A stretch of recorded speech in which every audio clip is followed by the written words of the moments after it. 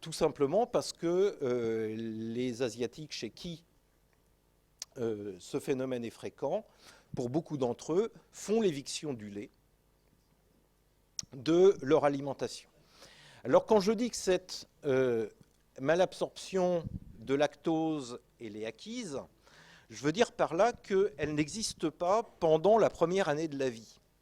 Et elle se développe ensuite, ce qui aboutit ou ce qui a comme conséquence qu'il n'y a pas de malabsorption du lactose pendant la première année de la vie et que l'alimentation du nourrisson n'est pas altérée par ce déficit en lactase, qui n'existe pas à ce moment-là de la vie. C'est seulement après la première année que progressivement la lactase va devenir déficiente.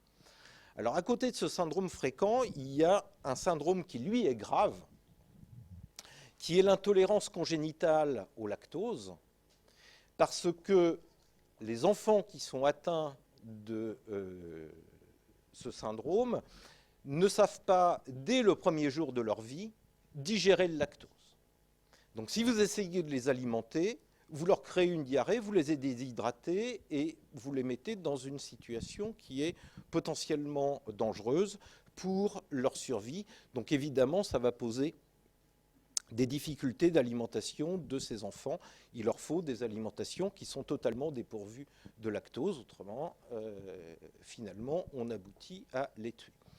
Il y a un déficit qui est le déficit en sucrase isomaltase, qui est rare chez nous, qui est fréquent, plus fréquent chez les Inuits, par exemple, qui est une maladie autosomique récessive. Et les gens qui en sont atteints ne savent pas digérer le sucre et évidemment, ils ne savent pas l'absorber. Il faut qu'ils fassent reposer leur apport d'hydrate de carbone sur d'autres types de sucre.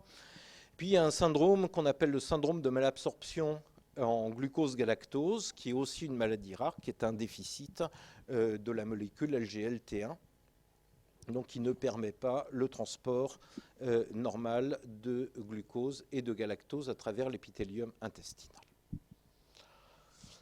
Bien, donc ça c'était relativement simple. On arrive à quelque chose d'un tout petit peu plus compliqué, qui est la digestion et l'absorption des protéines. Alors là aussi, il faut commencer par des considérations quantitatives. Qu'est-ce qu'on a à digérer comme protéines et finalement, qu'est-ce qu'on a à absorber ? D'abord, on a ce qu'on ingère. Alors, il se trouve que dans notre pays, on a tendance à ingérer plus de protéines que ce dont on a besoin, parce que la quantité nécessaire, c'est de l'ordre de 0,7 g par kilo et par jour. Donc chez un individu d'à peu près 60 kg, ça va faire environ 40 grammes. Mais que ce qu'on observe, c'est que nos apports, sont régulièrement supérieurs à 1 g par kilo et par jour, c'est-à-dire au-delà de la quantité recommandée. En plus de ces protéines alimentaires, il faut, pour éviter de les perdre, digérer et absorber les protéines qui sont apparues autrement que par l'alimentation dans la lumière intestinale. Ces protéines, elles viennent d'où ? D'abord, il y a les protéines qui sont sécrétées. On a parlé ce matin de sécrétion de protéines. Par exemple, les protéines du mucus, mais aussi les enzymes, qui sont des protéines. Une fois que le boulot de ces enzymes est terminé, on a intérêt à les récupérer et à les recycler ou les réutiliser. Et ça représente 10 à 30 grammes de protéines par jour chez un adulte. Il y a aussi les protéines qui proviennent de la desquamation cellulaire, et l'épithélium du tube digestif, ça desquame beaucoup, c'est un épithélium à renouvellement rapide, et là aussi ça va représenter 10 à 30 grammes de protéines par jour. Celles-là, de la même manière que les autres, on a intérêt à les digérer et à les absorber. Donc finalement, la quantité de protéines qu'on a à digérer et à absorber, elle est largement supérieure à l'ingestion de protéines, et ça va être quelque chose de l'ordre de 60 à 120 grammes, voire plus, par jour, selon le morphotype de l'individu et ses habitudes alimentaires. Il se trouve qu'un tube digestif normal fait face sans difficulté à cette quantité de protéines et la digestion et l'absorption se déroulent de manière à peu près complète. Alors, ça se produit où ? Vous en savez déjà un peu, puisque on a expliqué ce matin qu'une partie de la digestion des protéines va commencer dans l'estomac, sous l'influence des pepsines sécrétées sous forme de pepsinogènes par les cellules principales, de l'épithélium gastrique, et que sous l'influence de ces pepsinogènes, on peut commencer la digestion de 15 à 20% des protéines alimentaires qu'on a ingérées. Encore une fois, cette digestion qui se produit chez le sujet normal est une digestion qui est accessoire,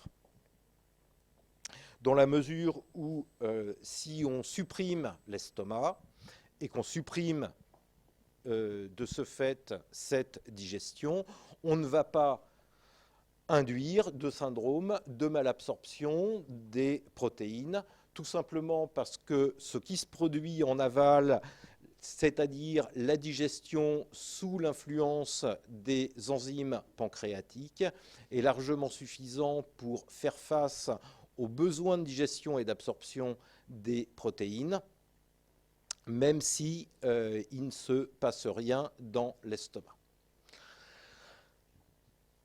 Donc la digestion et l'absorption, ça a pour but de transformer les protéines, que ce soit les protéines ingérées ou les protéines qui sont apparues parce qu'elles ont été sécrétées ou qu'elles proviennent de la desquamation, qui sont apparues dans la lumière de l'intestin, sous forme de molécules qui soient absorbables. Et finalement, ce qu'on est capable d'absorber de manière quantitativement significative, c'est relativement pas grand-chose. Comme on va le voir, on sait absorber les acides aminés, on sait absorber des dipeptides, donc un oligomère de 2 acides aminés, ou on sait absorber des tripeptides. Et au-delà, on ne sait pas. Donc tout ce qui est plus gros que 3 acides aminés, on ne sait pas l'absorber, donc il va falloir faire un travail de digestion. Je ne reviens pas sur cette histoire-là qui est les 15% de protéines qui sont digérées dans l'estomac. Je vous en ai déjà suffisamment parlé. Et on va se concentrer essentiellement sur ce qui va se passer en aval, c'est-à-dire l'essentiel, ce qui se passe dans la lumière de l'intestin grêle sous l'influence des protéases pancréatiques. Donc vous vous rappelez que ces protéases sont fabriquées et sécrétées par les cellules acinaires du pancréas exocrines sous forme de proenzymes et qu'elles doivent être activées dans la lumière du duodénum. La première étape étant l'activation du trypsinogène, en trypsine, sous l'influence de l'entérokinase ou entéropeptidase, les deux sont synonymes, situés dans le duodénum. Et la trypsine, ensuite, elle a la propriété d'activer les autres proenzymes protéolytiques qui sont sécrétés en même temps qu'elle. Ces protéines ont des fonctions qui sont spécialisées. Par exemple, la trypsine, c'est une endopeptidase, donc elle ne sait pas faire de l'hydrolyse de liaison d'acides aminés quand on est en extrémité de chaîne, et sait faire de l'hydrolyse de liaison d'acides aminés quand on est à l'intérieur des chaînes protéiques. Et elle va faire une hydrolyse quand elle rencontre une molécule de lysine ou quand elle rencontre une molécule d'arginine. La chymotrypsine, c'est aussi une endopeptidase, mais elle l'hydrolyse à différents endroits. Elle hydrolyse quand elle rencontre des acides aminés aromatiques ou des acides aminés neutres. Et évidemment, comme la trypsine, elle va produire des oligopeptides.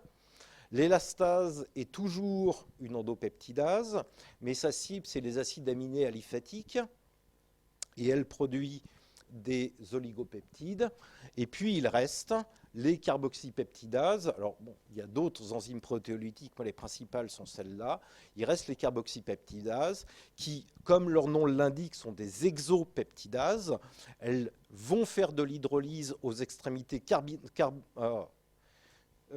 carboxyterminale des chaînes d'acides aminés, donc des protéines ou des peptides. La carboxypeptidase A, sa cible, c'est des acides aminés aromatiques, et la carboxypeptidase B, sa cible, c'est l'arginine et la lysine. Et donc, de manière similaire à ce qui se produisait avec les hydrates de carbone, il y a une première étape de digestion des protéines qui est une étape luminale, sous l'influence de ces enzymes d'origine pancréatique. Et cette digestion luminale va aboutir à une production en général d'oligopeptides qui, pour la plupart d'entre eux, ne sont pas absorbables en tant que tels parce qu'ils sont trop longs, ils font 4 acides aminés ou plus. Donc il faut poursuivre la digestion, comme c'était le cas pour la plupart des hydrates de carbone. Et la digestion se poursuit, là aussi, en utilisant des enzymes qui ne sont plus des enzymes luminales, mais qui sont des enzymes membranaires, situées dans la membrane apicale des entérocytes et qui vont continuer le travail. Alors, qu'est-ce qu'on trouve ? On trouve des amino-oligopeptidases. Tout est dans le titre.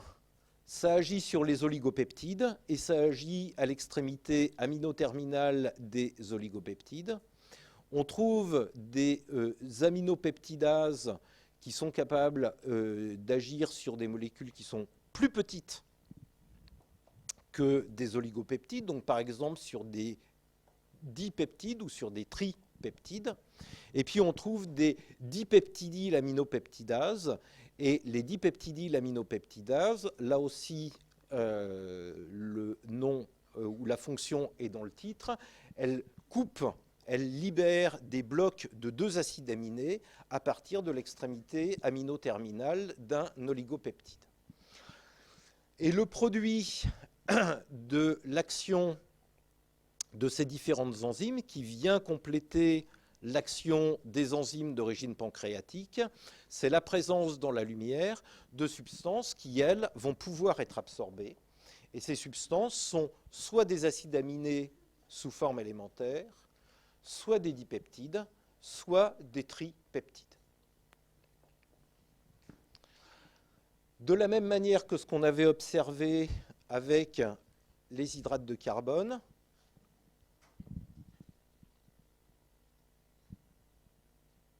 ça ne vous dérange pas que je continue ? De la même manière que ce qu'on avait observé avec les hydrates de carbone, la densité d'expression de ces enzymes est variable du début à la fin de l'intestin grêle. Elle est maximale au début de l'intestin grêle, dans le duodénum et dans le jéjunum proximal, et puis elle diminue progressivement pour devenir minimale dans l'iléon terminal. Et là encore, il y a une superposition dans le débit de digestion et d'absorption des protéines, puisque la plus grande partie de la digestion et de l'absorption va avoir lieu dans le duodénum et dans le jéjunum proximal. Et au fur et à mesure qu'on s'approche de l'iléon terminal, il reste de moins en moins de protéines qui ont besoin d'être digérées et donc qui ont besoin d'être absorbées. Donc, comme je vous l'ai dit, on ne sait pas absorber les grands peptides et les protéines en tant que telles. Alors, en fait, ce n'est pas tout à fait vrai. On ne sait pas les absorber en quantité suffisante pour que ça ait un impact nutritionnel. En revanche, ces protéines peuvent quand même franchir par d'autres mécanismes à tout petit débit la membrane, l'épithélium de l'intestin. Encore une fois, ça n'a pas d'impact nutritionnel, mais ça peut avoir un impact immunologique. Et ces petites quantités de protéines intactes qui peuvent franchir l'épithélium peuvent être suffisantes pour déclencher une réponse immune sur laquelle vont reposer un certain nombre d'allergies alimentaires à certaines protéines. Donc ce qu'on absorbe, ce sont surtout des dipeptides et des tripeptides. Et on va voir qu'il y a un transporteur de dipeptides et de tripeptides situé dans la membrane apicale des cellules entérocytaires.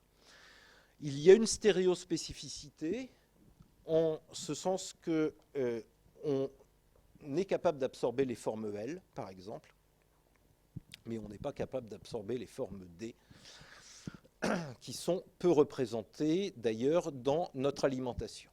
Et voilà la séquence des événements. Donc on a déjà parlé de ces peptidases qui sont représentés ici en rose dans la membrane.